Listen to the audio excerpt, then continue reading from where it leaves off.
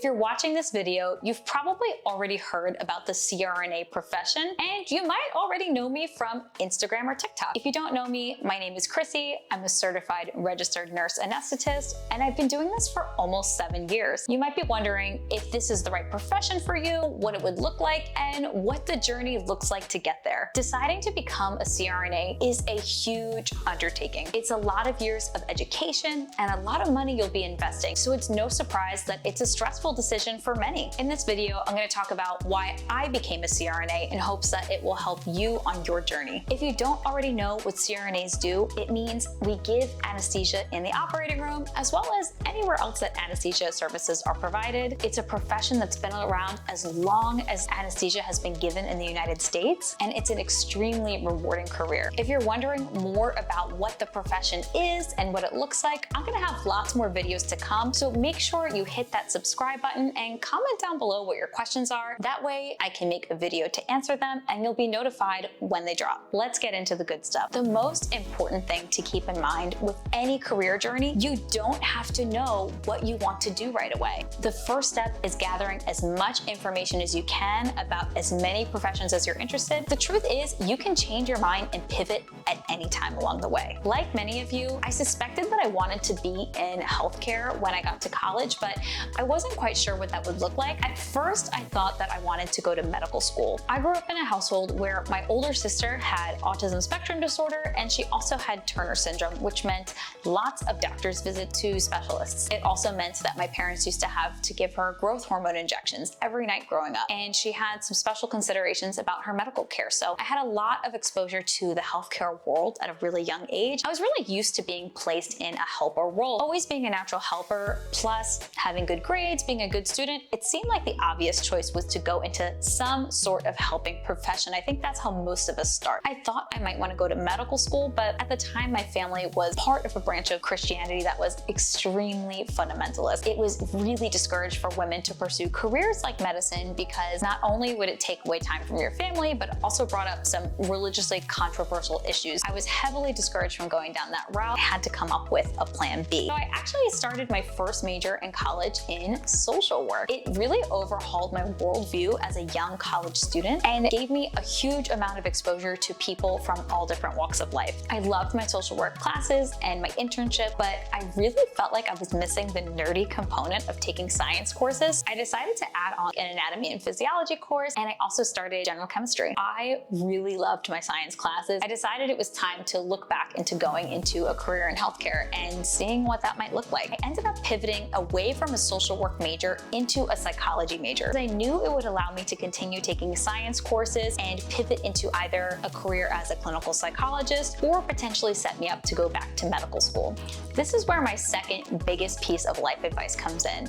Don't be afraid of the pivot. I knew that in order to figure this out, I would have to get exposure in the real world. I made sure that my after-school jobs were in my fields of interest. I started a part-time job as a community support professional with adults with autism, helping them work on living independently. It was a job that was really rewarding, but it didn't really inspire me in the way that my science courses did. This is where my third big piece of advice comes in. Get to know your professors. After developing a relationship with my Spanish professor, she helped set me up with a really unique pre-med internship program that had not been advertised at this university in Mexico. My professor was able to contact her friends at the university and get me to plug into that program. I was allowed to jump in and rotate to different hospitals in Mexico. It was at the second hospital, the public women's hospital, that I ended up finding my first major mentor in medicine. Her name was Doctora Elia Fernandez. She was an anesthesiologist who was really passionate about educating us. I got to watch her place epidurals, give anesthesia for cesarean sections, general surgery cases, gynecologic and oncologic cases. She was an extremely inspiring person to be around. I was shocked that anesthesia could be interesting. I really thought it was going to be us watching people sleep. It was so much more than than that. She was taking away fear and anxiety for someone's most vulnerable day of their life. I came back to the US more inspired than ever to pursue a career in medicine, but I still wasn't sure what that would look like. I ended up commuting 30 minutes every day to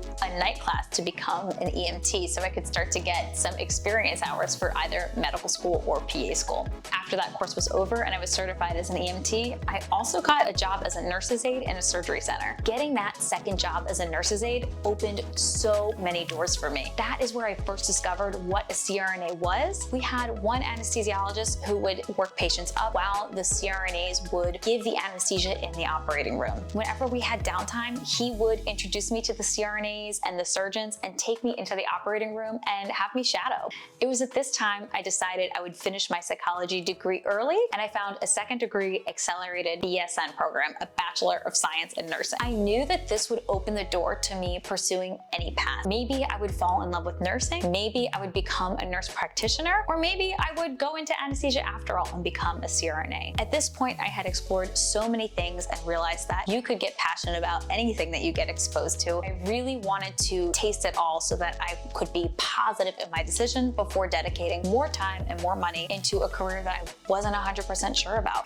Nursing school was an awful experience for me. I absolutely hated it and regretted my decision entirely. I felt like I was really underprepared for the real world demands of nursing. After applying to literally over 100 jobs, I managed to get into one of the top 10 hospitals in the country. My transition into the ICU was incredibly difficult. I was wildly underprepared. I never had an externship. I didn't get any ICU time in nursing school. I felt incredibly behind my peer group, all of whom did have time in the ICU before they graduated nursing school. There were definitely harsh personalities on the unit, but mostly looking back, I realized I was really the hardest on myself. Whenever I would receive criticism, it was just magnified times 100. I was anxious every day. I would ruminate and obsess over my job at night. It wasn't until I hit about the year mark that I started to really fall in love with my job and really enjoy what I was doing, because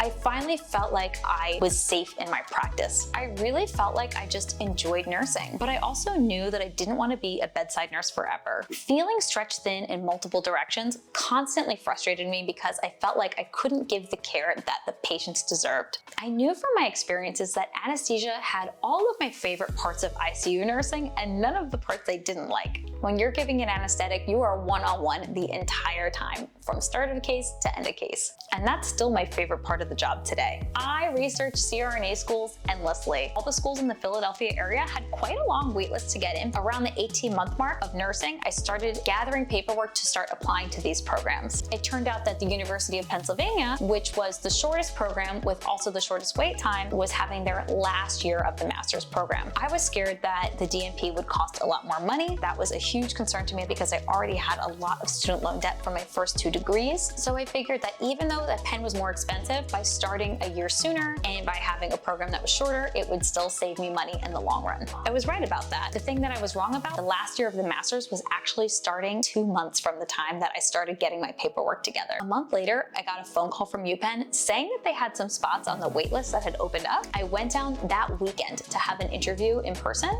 3 days later, I got a phone call, found out that I was accepted, and I started a month later. When I told people that I was going back to CRNA school, I encountered so many naysayers. People who told me it was too much debt, it was too much time, I wasn't gonna get to do real cases in anesthesia, I would never get to work at a hospital like UPenn, and that the career was nothing like what I thought it was going to be. I am so glad I didn't listen to those people. They couldn't have been more wrong. I ended up getting my first job as a CRNA back in the UPenn health system. I started full-time at Penn Presbyterian Medical Center doing trauma cases. I got trained on the cardiac team. Pretty much any type of case you could imagine would roll through the door. I later transitioned to working full-time at HUP, the Hospital of the University of Pennsylvania, which is where I started my journey as a nurse, and I got to do the cardiac team there as well. I ended up developing amazing relationships with so many of the same people who mentored me back when I was an ICU nurse. It was such an amazing place to start my career. Fast forward to today, it's 2024, I'm living in New York City, I'm working as a CRNA in another top academic center, and now I'm actually actually helping pave the way for our own CRNA cardiac team. It really is such a full circle moment. If you're unsure about where to start with your CRNA journey, the best thing you can do is research everything and master the pivot. Every single experience you take along the way is going to contribute to the provider that you'll become. I'm so grateful for my time as a community support professional. I'm so grateful for my degree in psychology, the course I took to become an EMT, my time in Mexico, my biology minor, my Spanish minor. All of these things make me a better provider to this day. What questions do you have about the CRNA journey? Drop them below and I'll be happy to make a video about it. If you're looking for more clinical education, make sure you check out Confident Care Academy. That's where I team up with my partner Anna. We give lots of amazing advice for ICU nurses and future CRNAs. We'll see you there.